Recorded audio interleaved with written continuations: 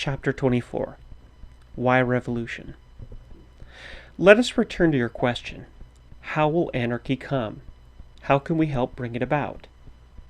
This is a most important point, because in every problem there are two vital things. First, to know clearly just what you want. Second, how to attain it. We already know what we want. We want social conditions wherein all will be free, and where each shall have the fullest opportunity to satisfy his needs and aspirations on the basis of equal liberty for all. In other words, we are striving for the free cooperative commonwealth of communist anarchism. How will it come about? We are not prophets, and no one can tell just how a thing will happen. But the world has not existed since yesterday, and man, as a reasonable being, must benefit by the experience of the past. Now, what is that experience? If you glance over history, you will see that the whole life of man has been a struggle for existence.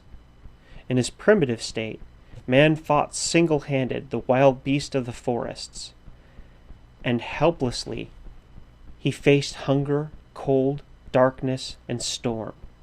Because of his ignorance, all the forces of nature were his enemies.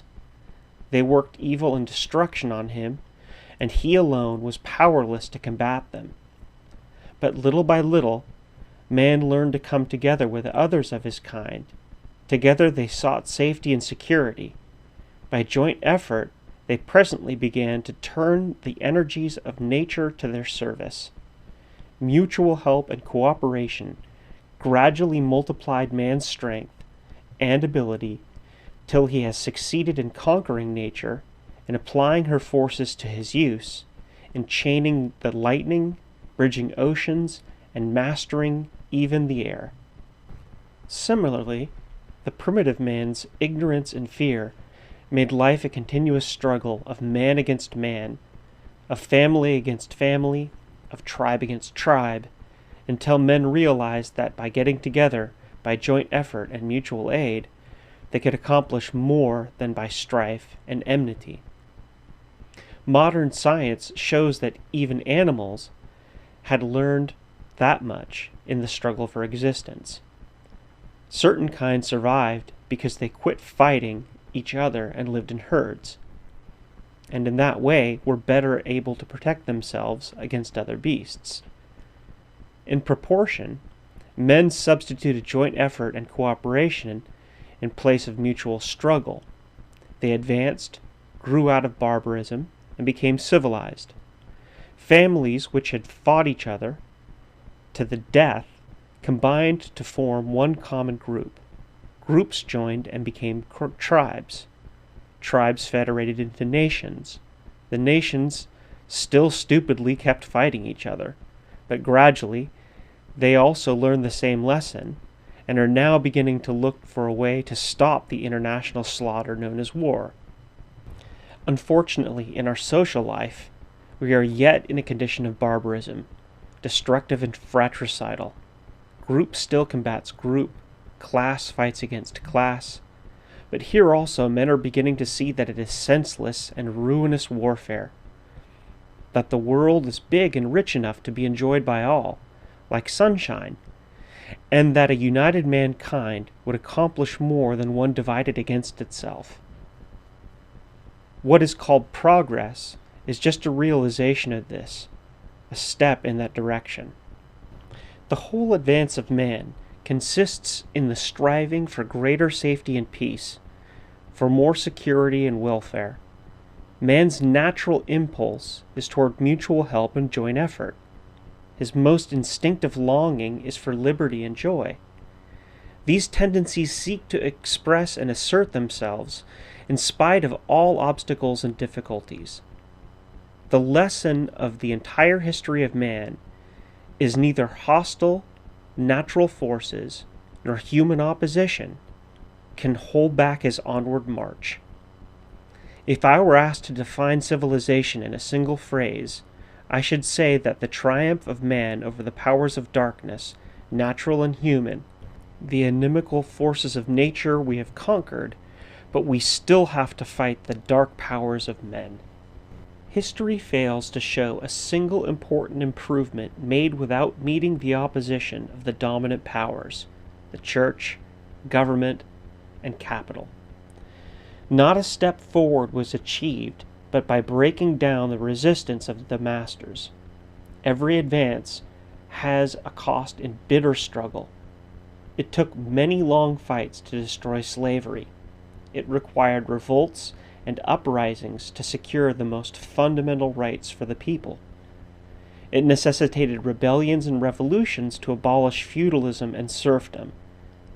It needed civil warfare to do away with the absolute power of kings and establish democracies, to conquer more freedom and well-being for the masses. There is not a country on earth, not an epoch in history, where any great social evil has been eliminated without the bitter struggle with the powers that be.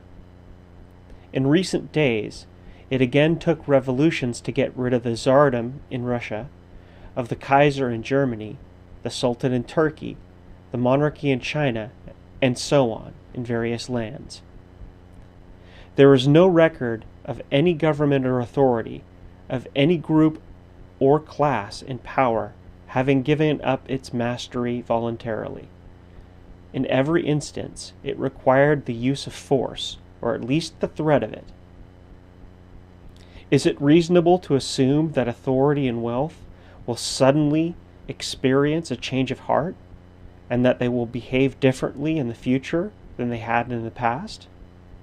Your common sense will tell you that it is a vain and foolish hope. Government and capital will fight to retain power. They do so even today, at the least menace to their privileges. They will fight to the death for their existence. That is why it is no prophecy to foresee that someday it must come to a decisive struggle between the masters of life and the dispossessed classes. As a matter of fact, that struggle is going on all the time. There is a continuous warfare between capital and labor.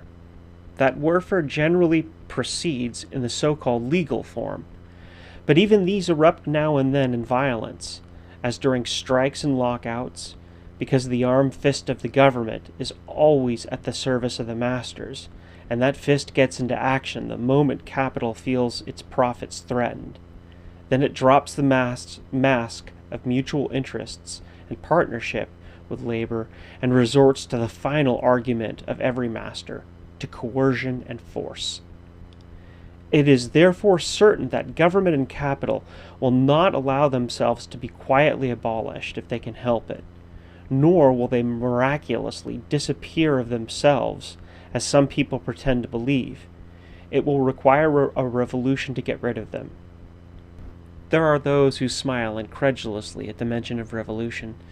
Impossible, they say confidently. So did Louis XVI and Marie Antoinette of France think only a few weeks before they lost their throne, together with their heads. So did the nobility of the court of Tsar Nicholas II believe on the very eve of the upheaval that swept them away. It doesn't look like revolution, the superficial observer argues, but revolutions have a way of breaking out when it doesn't look like it. The more far-seeing modern capitalists, however, do not seem willing to take any chances. They know that uprisings and revolutions are possible at any time. That is why the great corporations and big employers of labor, particularly in America, are beginning to introduce new methods calculated to serve as lightning rods against popular disaffection and revolt. They initiate bonuses for their employees, profit sharing, and other similar methods designed to make the worker more satisfied and financially interested in the prosperity of his industry. This means may temporarily blind the proletarian to his true interests, but do not believe that the worker will forever remain content with wage slavery, even if his cage is slightly gilded from time to time. Improving material conditions is no insurance against revolution. On the contrary, the satisfaction of our wants creates new needs, gives birth to new desires and aspirations, That is human nature. That is what makes improvement and progress possible. Labor's discontent is not to be choked down with an extra piece of bread, even if it be buttered. That is why there is more conscious and active revolt in the industrial centers of better situated Europe than in backward Asia and Africa. The spirit of man forever yearns for greater comfort and freedom, and it is the masses who are the truest bearers of this incentive to further advancement. The hope of modern plutocracy to forestall revolution by throwing a fatter bone to the toiler now and then is illusory and baseless. The new policies of capital may seem to appease labor for a while, but its onward march cannot be stopped by such makeshifts. The abolition of capitalism is inevitable, in spite of all schemes and resistance, and it will be accomplished only by revolution. A revolution is similar to the struggle of man against nature. Single-handed, he is powerless and cannot succeed. By the aid of his fellow men, he triumphs over all obstacles. Can the individual worker accomplish anything against the big corporation? Can a small labor union compel a large employer to grant its demands? The capitalist class is organized to fight against labor. It stands to reason that a revolution can be fought successfully only when the workers are united, when they are organized throughout the land, when the proletariat of all countries will make a joint effort, for capital is international, and the masters always combine against labor in every big issue. That is why, for instance, the plutocracy of the whole world turned against the Russian Revolution. As long as the people of Russia meant only to abolish the Tsar, international capital did not interfere. It did not care what political form Russia would have, as long as the government would be bourgeois and capitalistic. But as soon as the revolution attempted to do away with the system of capitalism, the governments and bourgeoisie of every land combined to crush it. They saw in it a menace to the continuance of their own mastery. Keep that well in mind, my friend, because there are revolutions and revolutions. Some revolutions change only the governmental form by putting in a new set of rulers in place of the old. These are political revolutions, and as such they often meet with little resistance. But a revolution that aims to abolish the entire system of wage slavery must also do away with the power of one class to oppress another. That is to say, it is not a mere change of rulers, of government, not a political revolution, but one that seeks to alter the whole character of society. That would be a social revolution. As such, it would have to fight not only government and capitalism, but it would also have to meet with the opposition of popular ignorance and prejudice, of those who believe in government and capitalism. How is it then to come about?